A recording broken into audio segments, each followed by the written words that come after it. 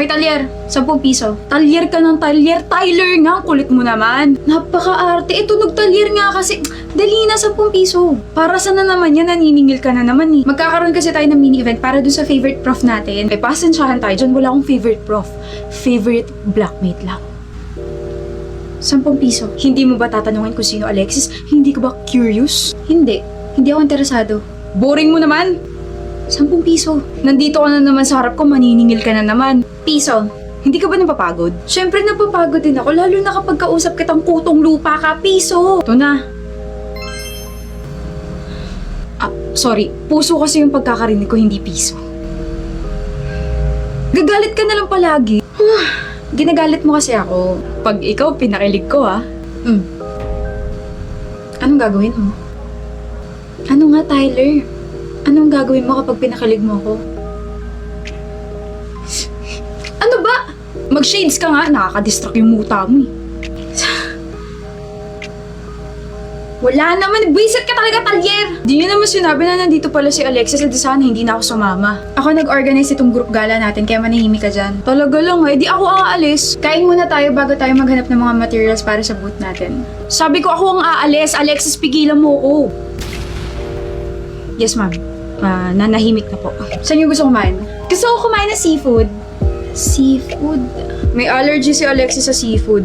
May gamot naman ako rito pero mas okay if sa iba na lang tayo kakain. Alexis, ano gusto mo? Bakit kayo nakatingin? Hinulaan ko lang. Ano ba kayo? Diba, tama naman ako. May allergy ka ron?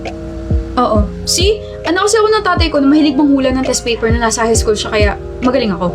Tara, mag-solo meals na tayo sa fast food.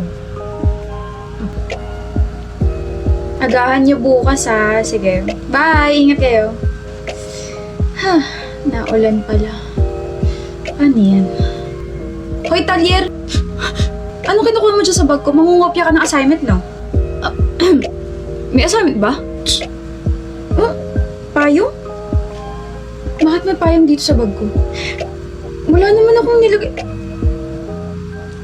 Sa'yo ito galing? Baka magkasakit ka, bukas pa naman yung first day ng fair sa'yo ko may umaasa, di ba?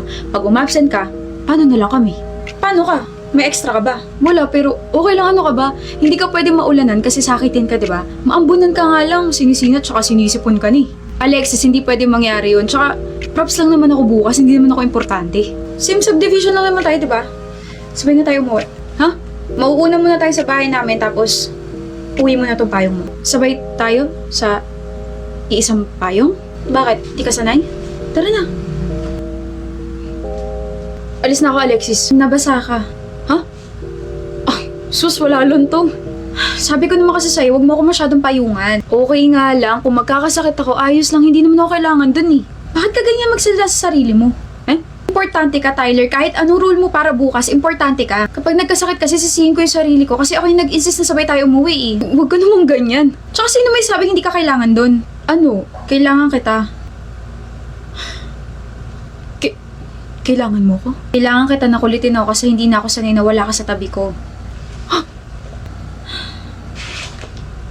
Heart mirror, eto na ako sa'yo. Meron na? Pasok na pasok sa standards mo.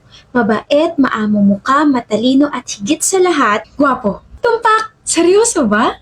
Okay, so kaibigan siya ng boyfriend ko and his name is Katie Dizon. 4th year, taking up mechanical engineering. Girl, I swear, nakausap ko na siya one time and he sounds so mature and soft-spoken. Okay. Oh? Yes. Ikaw yun. Ako? Katie Dizon. That's me. Bakit? Nakakahiya pero ikaw yung irereto sa akin ng best friend ko. Ang gwapo mo, no? I mean, I'm sorry.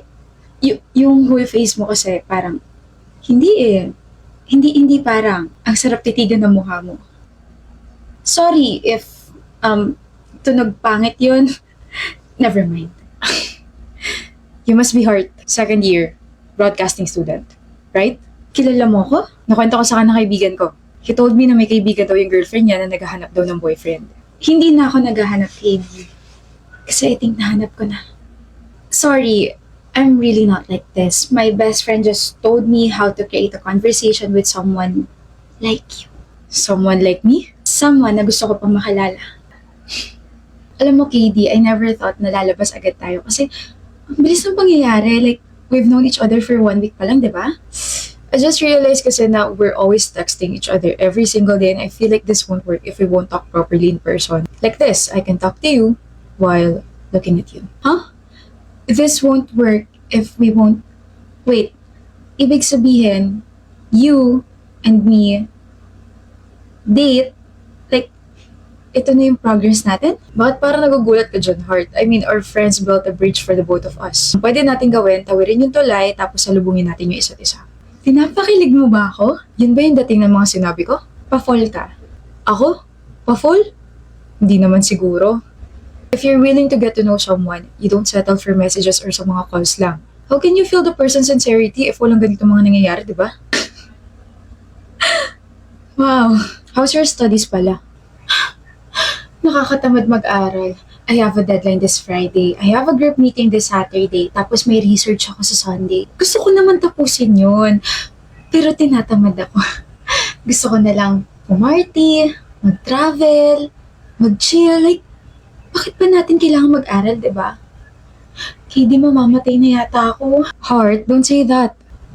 Joke lang naman eh. That is something na hindi mo pwedeng i-joke lang. That's a serious matter. And also, I told you na don't procrastinate, diba? Ayan tuloy, tamba ka na naman. Oo na, pero pwede mo ba akong tulungan? No. You know, I have a lot of things on my plate right now. And besides, you have to learn how to be independent. Pansin ko na you've been relying on me so much. Sorry. It's fine. Pero, I'm sorry din. Sana hindi ka na-offend. Uy, I'm not. Actually, gusto ko nga na palagi tayong sabi na nag-aaral para palagi akong sinisipag. Gusto mo bang kumain? Let's feed our brains. Tara. KD, Heart, bakit gusto mo makipagkita ngayon? Akala ko ba busy ka? Tapos na yung skat ko for today. Ako sasabog na yung utak ko sa project namin. Anyway, kumain ka na ba? Ikaw?